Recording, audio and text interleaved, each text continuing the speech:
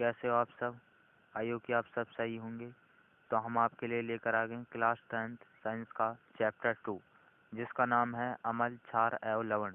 और इस वीडियो में हम आपको इस चैप्टर के 40 मोस्ट इम्पोर्टेंट एमसीक्यू कराएंगे, जो कि आपके बोर्ड एग्ज़ाम के लिए बहुत इंपॉर्टेंट हैं। तो बच्चों, इस वीडियो में हम आपको वही क्वेश्चन कराएंगे जिनकी 90% संभावना है कि आपके बोर्ड एग्ज़ाम में आ सकते हैं। तो बच्चों, आपका ज़्यादा समय बर्बाद ना करते हुए चलते हैं वीडियो की तरफ। तो बच्चों, आपका यहाँ पहला क्वेश्चन आता है, लिटमस विलियन जो बैंगनी रंग का रंजक होता है, ये किस पदार्थ का बना होता है। आपको बताना है लिटमस विलियन जो बैंगनी रंग का रंजक होता है, ये किस पदार्थ का बना होता है, आपको ये बताना है। तो इसका आंसर है बच्चों लेचेन। ये लेचेन पौधे से प्राप्त किया जाता है। तो अब आता है बच्चों आपका यहाँ दूसरा क्वेश्चन आता है, निम्नलिखित में से कौन सूचक की तरह इस्तेमाल नहीं किया जा सकता। आपको बताना है इन चारों में से ऐसा कौन सा पदार्थ है जो सूचक की तरह इस्तेमाल नहीं किया जा सकता। तो देखो यहाँ पर हल्दी है, ये भी सूचक की तरह इस्तेमाल किया जा सकता है। और फिनॉल सेथिलीन भी सूचक की तरह इस्तेमाल किया जा सकता है। और मेथिल ऑरेंज भी, ये भी सूचक की तरह इस्तेमाल किया जा सकता है। लेकिन जो मूली है, ये सूचक की तरह इस्तेमाल नहीं किया जा सकता। तो इसलिए इसका आंसर डी बिल्कुल ही सही आंसर हो जाएगा। अब आता है बच्चों आपका तीसरा क्वेश्चन आता है, निम्नलिखित में से कौन गंधीय सूचक नहीं है। आपको बताना है इनमें से कौन सा गंधीय सूचक नहीं है इन चारों में से। तो इनमें से प्याज है, जो प्याज इसमें गंधीय सूचक नहीं है। अब आता है आपका यहाँ चौथा क्वेश्चन आता है। चौथा क्वेश्चन आएगा अब यहाँ पर आपका, निम्नलिखित में से कौन द्विक्षारकीय अम्ल है। आपको बताना इनमें से कौन सा द्विक्षारकीय अम्ल है। तो इसका आंसर होगा डी इसका बिल्कुल ही सही आंसर हो जाएगा। अब आता है बच्चों आपका यहाँ पांचवा क्वेश्चन आता है, पोटास अलम होते हैं। आपको बताना है जो पोटास अलम होते हैं, ये एक साधारण लवण है, ये एक अम्लीय लवण है, ये एक मिश्रित लवण है, ये एक दिक् लवण है। तो इसका आंसर हो जाएगा डी इसका बिल्कुल ही सही आंसर हो जाएगा। तो बच्चों, अब आएगा आपका यहाँ छठा क्वेश्चन आएगा। छठा क्वेश्चन आता है, एसिटिक अम्ल एक दुर्बल अम्ल है, क्यों है एसिटिक अम्ल एक दुर्बल अम्ल क्यों है। तो इसमें ये पूछा गया है। तो ये है, इसके जलीय विलयन अम्लीय होते हैं, ये ज़्यादा आयनित होते हैं, ये कम आयनित होते हैं, या ये COOH समूह रखते हैं। तो इसका आंसर होगा बच्चों सी, ये कम आयनित होते हैं, इसीलिए एसिटिक अम्ल दुर्बल अम्ल है। अब आएगा बच्चों आपका यहाँ सातवां क्वेश्चन आएगा, निम्नलिखित में से सबसे प्रबल लवण कौन है। आपको बताना है कौन है। तो इसका आंसर होगा बच्चों, इसका आंसर होगा ए इसका बिल्कुल ही सही आंसर हो जाएगा, NaCl। अब आएगा बच्चों आपका यहाँ आठवां क्वेश्चन आता है, निम्नलिखित में से कौन एक से अधिक अम्लीय लवण बनाएगा। आपको बताना है इन चारों में से कौन है जो एक से अधिक अम्लीय लवण बनाएगा। तो इसका आंसर होगा बी इसका बिल्कुल ही सही आंसर हो जाएगा। अब आएगा बच्चों आपका यहाँ नवा क्वेश्चन आता है, एक विलयन किसी नीले लिटमस को लाल रंग में परिवर्तित कर देता है, तो इसका संभव विलयन का पीएच मान होगा। आपको बताना है एक विलयन है जो नीले लिटमस को लाल रंग में परिवर्तित कर देता है, तो इसका पीएच मान पूछा गया, इसका पीएच मान क्या होगा। तो इसका पीएच मान होगा 6, क्योंकि यह एक अम्ल है। अम्ल ही एक ऐसा विलयन है जो नीले लिटमस को लाल रंग में परिवर्तित कर देता है। तो इसका डी बिल्कुल ही सही आंसर हो जाएगा। अब आएगा बच्चों आपका यहाँ 10वां क्वेश्चन आता है, जल के अम्लीय एवं क्षारकीय विलयन किसके कारण विद्युत के सुचालक होते हैं। आपको बताना है जो अम्लीय एवं क्षारकीय विलयन किसके कारण विद्युत के सुचालक होते हैं। तो ये C+ एवं OH- दोनों। तो इसका आंसर सी बिल्कुल ही सही हो जाएगा। इन्हीं के कारण ये विद्युत के सुचालक होते हैं। अब आएगा बच्चों आपका यहाँ 11वां क्वेश्चन, निम्न में से कौन से धातु ठंडे जल से अभिक्रिया कर धातु के हाइड्रोक्साइड बनाएंगे? तो बताइए इसका आंसर क्या होगा। तो इसका आंसर होगा बच्चों ए, सोडियम एवं पोटासियम। अब आएगा बच्चों आपका यहाँ 12वां क्वेश्चन आता है, निम्नलिखित में से किस विलयन का उपयोग दीवारों की सफेदी करने के लिए किया जाता है? आपको बताना है इन चारों में से ऐसा कौन सा विलयन है जिसका उपयोग दीवारों की सफेदी करने के लिए किया जाता है। तो इसका आंसर आएगा बी। बी इसका आंसर बिल्कुल ही सही है। अब आएगा बच्चों आपका यहाँ 13वां क्वेश्चन आएगा। 13वां क्वेश्चन आएगा अब यहाँ पर आपका, निम्नलिखित में से कौन सा बुझा हुआ चूना है? आपको बताना है इन चारों में से कौन सा बुझा हुआ चूना है। तो बुझा हुआ चूना इसमें ए इसका बिल्कुल ही सही आंसर हो जाएगा, CaO। अब आता है बच्चों आपका यहाँ 14वां क्वेश्चन आएगा, लवण Na2CO3 का जलीय विलयन का pH है। आपको बताना है इसका pH कितना होगा। 7 है, या 7 से कम है, या 7 से अधिक है, या इनमें से कोई नहीं। तो ये इसका pH होगा 7। 7 इसका बिल्कुल ही सही आंसर हो जाएगा, ये एक उदासीन है। अब आएगा बच्चों आपका यहाँ 15वां क्वेश्चन आता है, एसिटिक अम्ल का IUPAC नाम है। तो इसका आंसर बताना है क्या है। तो इसका आंसर है बच्चों बी, मेथेनोइक अम्ल। मेथेनोइक अम्ल इसका बिल्कुल ही सही आंसर हो जाएगा। अब आएगा आपका 16वां क्वेश्चन आता है, निम्नलिखित में से कौन सा आयन लाल लिटमस को नीला कर सकता है? आपको बताना है ऐसा कौन सा आयन है जो लाल लिटमस को नीला कर सकता है। तो ये जो है ये लाल लिटमस को नीला कर रहा है, तो ये एक अम्ल होगा। तो इसका आंसर क्या होगा? तो इसका आंसर होगा नहीं, क्षार होगा, सॉरी इसका क्षार होगा। तो इसका आंसर होगा बी, OH। OH एक हाइड्रोक्साइड क्षार होता है। अब आएगा यहाँ का 17वां क्वेश्चन, कोई विलयन नीले लिटमस पत्थर को लाल कर देता है, तो इसका pH संभव होगा। तो बताना है कोई विलयन है जो नीले लिटमस पत्थर को लाल कर रहा है, तो ये इसका pH मान क्या होगा। तो अम्ल ही नीले लिटमस को लाल में परिवर्तित कर देता है, तो इसका pH मान होगा, अम्ल का pH मान 7 से कम होता है। तो इसका आंसर ए बिल्कुल ही सही हो जाएगा, 5।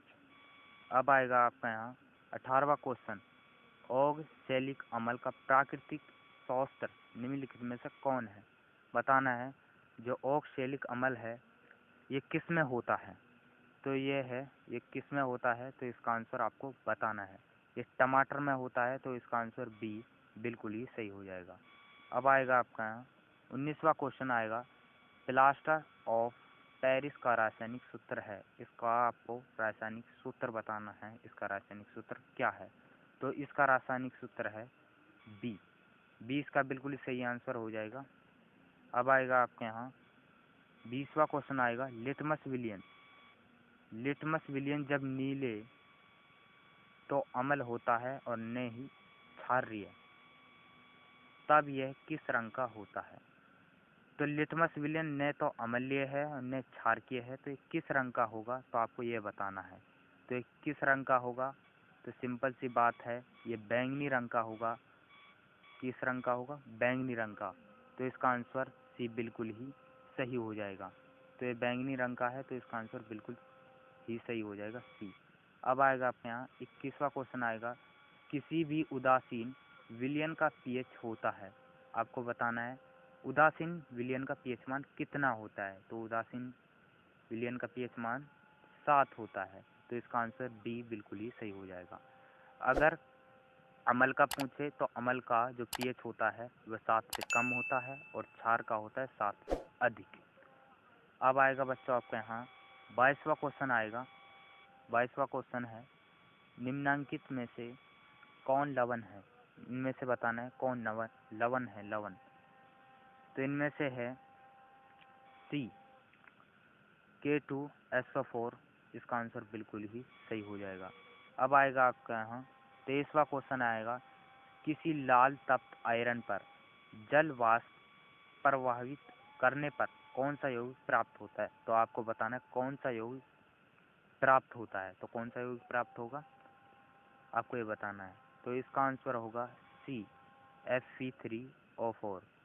अब आएगा आपका यहाँ 24वां क्वेश्चन आता है, हमारे शरीर में पीएच कितने पारस के बीच कार्य करता है? प्रास के बीच कार्य करता है, तो आपको ये बताना है। तो जो है ये 7 से 7.8 तक कार्य करता है हमारा शरीर। तो इसका आंसर बी बिल्कुल ही सही हो जाएगा। अब आएगा आपका यहाँ 25वां क्वेश्चन आता है, बेकिंग पाउडर का अणुसूत्र क्या है? तो आपको बताना है जो बेकिंग पाउडर है इसका अणुसूत्र क्या होगा। तो इसका आंसर होगा सी, NaHCO3। अब आएगा आपका यहाँ 26वां क्वेश्चन आता है, निम्नलिखित में से कौन विजातीय यौगिक है? तो आपको बताना है इसका आंसर क्या होगा। तो इसका आंसर है बच्चों डी, प्लास्टर ऑफ पेरिस। अब आएगा बच्चों आपके यहाँ 27वां क्वेश्चन आता है, निम्नलिखित में से शहद कौन सा मान क्षारक विलयन का मान देता है?